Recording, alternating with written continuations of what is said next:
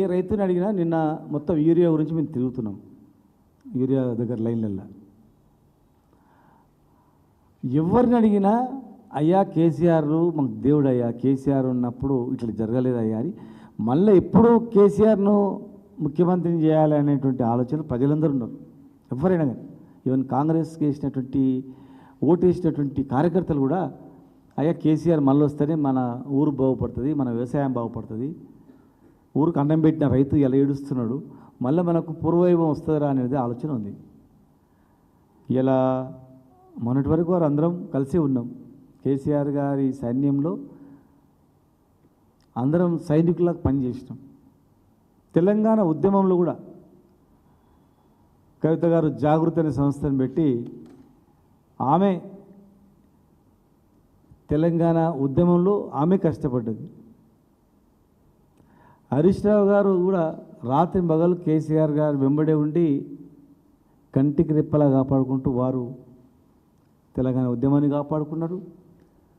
తెలంగాణ వచ్చిన తర్వాత ఇచ్చిన బాధ్యతలను కూడా మా జిల్లాలో అక్కడే పడుకొని లేచి ఇరిగేషన్ ప్రాజెక్టులన్నీ కూడా కంప్లీట్ చేయించింది. ఉద్యమంలో ఆమె పాత్ర తక్కువేం లేదు. ఆడబిడ్డగా ఆమె అవమానాలు ఎదుర్కొని ఇబ్బందులు పడ్డ ఉద్యమం నడిపించింది. కేసీఆర్ గారు వెంబడి ఉంది. హరీష్ రావు గారు కూడా ఆరు దిశలు కంటికి రెప్పలా కాపాడుకుంటూ ఆయన అడుగుజాడలు నడిచి ఉన్నాడు.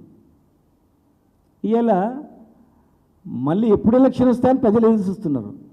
ఇవాళ మేమందరం కూడా కేటీఆర్ గారు కానీ హరీష్ రావు గారు కానీ ఆమె కానీ మేము కానీ మేమందరం ఉద్యమం నుంచి ఉన్న వాళ్ళం, ఇప్పుడున్న వాళ్ళం అందరం కూడా మళ్ళీ కేసీఆర్ ముఖ్యమంత్రి కావాలని కోరుకున్నాం తప్ప కేసీఆర్ కాకుండా ఇంకెవరైనా ఎవరు కోరుకోలేదు.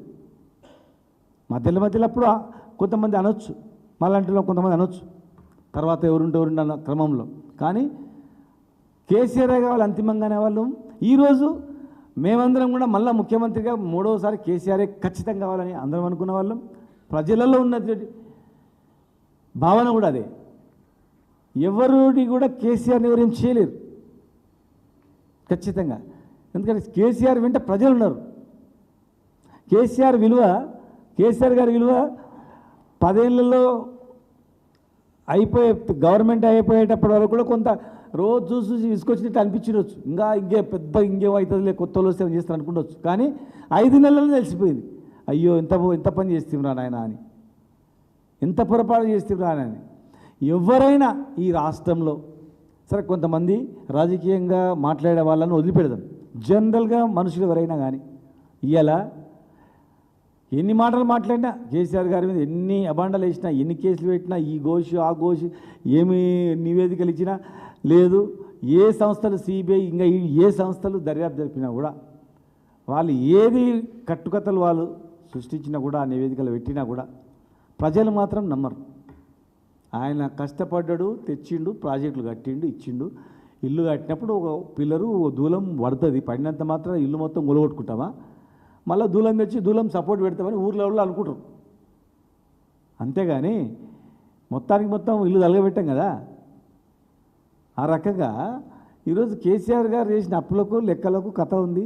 కేసీఆర్ గారి విలువ ప్రజలకు తెలిసింది కనుక ప్రజలు మళ్ళీ మూడవసారి ముఖ్యమంత్రి కోరుకోవాలి అనుకుంటున్నారు, ప్రజలు అనుకుంటున్నారు. మేమందరం కూడా మాది అదే భావన. మేము బయట వాళ్ళము వచ్చి అంటే బయట రకరకాల పనులు చేస్తున్న ఉద్యమంలో కలిసినప్పటి నుంచి ఇప్పటివరకు కలిసి ఉన్నాం. మా అందరి భావన కూడా అంతే.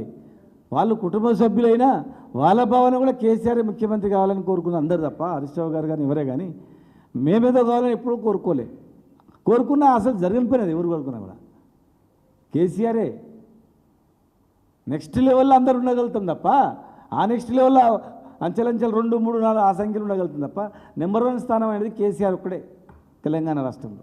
తెలంగాణకు ఒక్కడంతే. ఆయనకున్న పరిజ్ఞానము, ఆయనకున్న ఆలోచన, ఆయనకున్న త్యాగం, ఆయనకున్నటువంటి గొప్ప మనసు ఎవరికి లేదు. ఆయనకు ఎలాంటి ఆశ లేదు. తెలంగాణనే ఒక ఆశ, తెలంగాణ బాగుపడమే ఒక ఆశ. కనుక ఇలాంటి అంశాలు రావడం అనేది చాలా బాధాకరం, దురదృష్టకరం. అది చూద్దాం.